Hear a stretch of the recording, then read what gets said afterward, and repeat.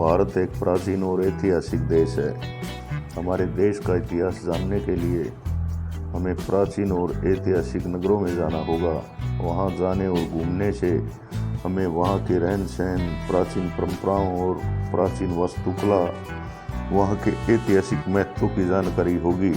इसलिए हमने दिल्ली से जयपुर वाया जोधपुर का रूट चुना, जिसे हमें प्राचीन काल के जयपुर और जोधपुर के बारे में जानकारी मिल सके।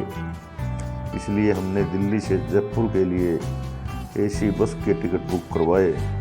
हमने शाम को आश्रम चौक से बस पकड़ी और जयपुर के लिए रवाना हो गए।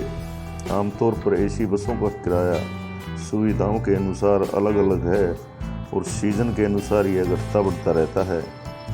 हमारी सीटों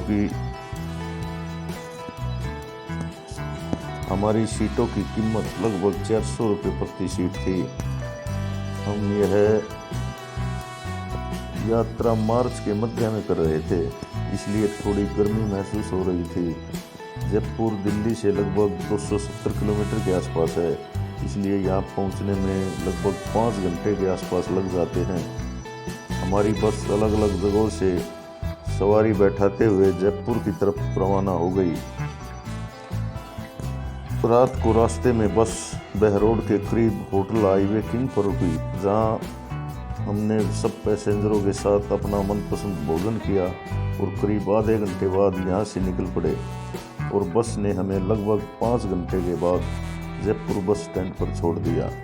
क्योंकि हमने होटल पहले से ही बुक करा था, इसलिए हमें कोई परेशानी नहीं हुई और टैक्सी पकड़कर हम सीधे होटल पहुँचे और आराम किया। लगभग 2 घंटे आराम करने के बाद हमने फ्रेश होकर नाश्ता किया और जयपुर घूमने के लिए निकल पड़े। हमने आज जयपुर के प्रसिद्ध मंदिरों में घूमने का प्लान बनाया था, इसलिए हम पहले जयपुर के प्राचीन और प्रसिद्ध मंदिर गलता जी मंदिर के दर्शन करने के लिए निकल पड़े। यह प्राचीन मंदिर जयपुर शहर के बाहरी इलाके में है। यह वहाँ से लगभग 10 किलोमीटर दूर खनिया बालाजी में स्थित है।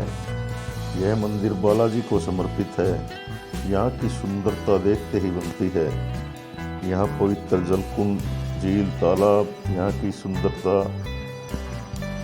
जिसमें आने वाले श्रद्धालुओं को प्राचीन काल में स्नान करने को मिलता था। यहाँ गलता कुंड सबसे प्रसिद्ध है। इसे बहुत ही पवित्र माना जाता है, क्योंकि इस कुंड का पानी पूरी तरह से कभी नहीं सूखता।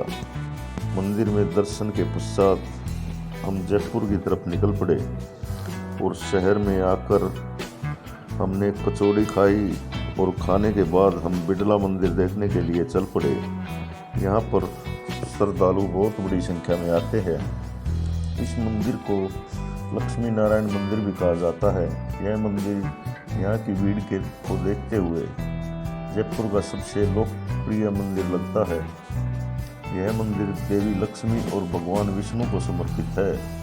इस मंदिर के 3 गुंबद हैं। यह मोती डूंगरी पहाड़ों में स्थित है। हमने यहाँ अच्छे से दर्शन किए और कुछ समय यहाँ बिताया और होटल के लिए निकल पड़े, क्योंकि शाम को हम हवा महल देखना चाहते थे और बाजार में घूमना चाहते थे। जयपुर के बहुत सारे प्राचीन और प्रसिद्ध मंदिर हैं, इसलिए हमने थोड़ी देर आराम किया और फिर गोविंद देव जी के मंदिर के दर्शन करने के लिए निकल पड़े। यह मंदिर सिटी पैलेस के परिसर में स्थित है। यह जयपुर के सबसे प्रसिद्ध मंदिरों में एक माना जाता है। इसका निर्माण सन 1735 ईस्वी में महाराजा सवाई मान सिंह द्वितीय ने करवाया था। भगवान श्री कृष्ण को स्वप्न में देखने के बाद उन्होंने इस मंदिर का निर्माण करवाया था। सबसे चौड़ी सिंगल स्पैन आरसीसी फ्लैट छत होने के कारण इस मंदिर का नाम गिनीज बुक वर्ल्ड रिकॉर्ड में भी दर्ज है। भगवान कृष्ण के दर्शन करने पर ऐसा महसूस होता है कि जैसे श्री कृष्ण स्वयं हमारे सामने प्रकट हो गए हों। यहाँ आकर मन को बड़ी शांति मिलती है। यहाँ बहुत समय बिताने के बाद हमने तारकेश्वर महादेव के दर्शन किए। कहा जाता है यह मंदिर बहुत चमत्कारी है। मंदिर के संगमरमर के फर्श के बीच में काले पत्थर का शिवलिंग है। यहाँ महाशिवरात्रि और श्रावण में श्रद्धालुओं की भारी भीड़ लगती है। भोलेनाथ के दर्शनों के बाद हम अपने होटल वापस आ गए और शाम को घूमने की तैयारी करने लगे। कल हम यहाँ के किले और महल देखने जाने वाले हैं। धन्यवाद।